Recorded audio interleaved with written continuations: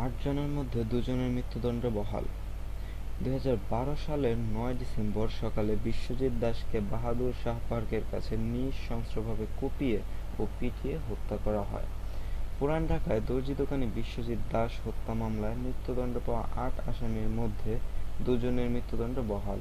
৪ জনের মৃত্যুদণ্ড পরিবর্তন করে যাবজ্জীবন এবং অপর ২ জনকে খালাস দিয়েছেন উচ্চ আদালত।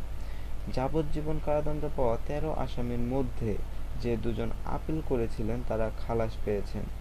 নিম্ন আদালতে যাবজ্জীবন কারাদণ্ড পাওয়া পলাতক ১১ আসামির ব্যাপারে আদালত কোনো মন্তব্য করেননি।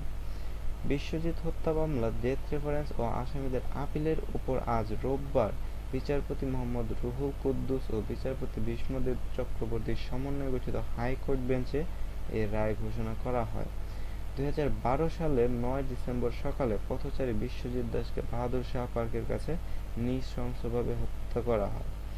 বিশ্বজিৎ হত্যা মামলায় ২০১৩ সালের ১৮ ডিসেম্বর রায় দেন ঢাকার দ্রুত বিচার ট্রাইব্যুনাল ৪। ২১ আসামির মধ্যে ৮ জনকে মৃত্যুদণ্ড ও ১৩ জনকে যাবজ্জীবন কারাদণ্ড দেওয়া হয়। আসামিদের সবাই জগন্নাথ বিশ্ববিদ্যালয় শাখা ছাত্রলীগের কর্মী ছিলেন।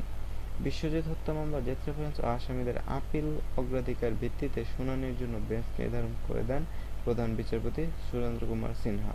পরে এর শুনানি শুরু হয়। এরকম আরও সকল প্রকার আপডেট নিউজ পেতে আমাদের চ্যানেলটি এখনই সাবস্ক্রাইব করুন। ডান পাশে দেখুন নিচে সাবস্ক্রাইব বাটনটি আছে, ওখানে ক্লিক করুন, সাবস্ক্রাইব হয়ে যাবে। আর আমাদের সাথে থাকার জন্য ধন্যবাদ। ভালো থাকবেন।